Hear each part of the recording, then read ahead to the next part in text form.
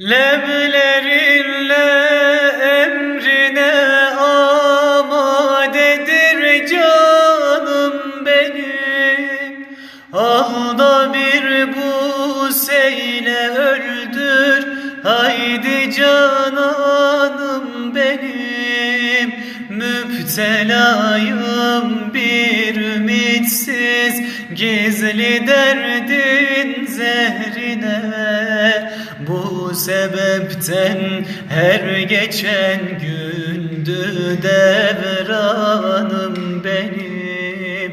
Lal olur birden dilim, bilmem neden görsem seni. Görmesem kalmaz kararım, dinmez efkarım benim. Lal olur birden dilim, bilmem neden görsem seni.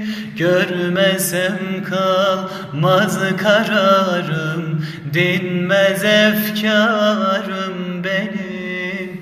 Hasta gönlüm çok zamandır iftirakından harap. Olmadım bir lahza rahat, geçti devranım benim. Müptelayım bir ümitsiz gizli derdin zehrine.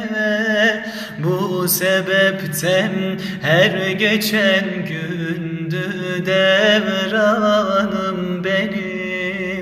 Lal olur birden dilim, bilmem neden görsem seni.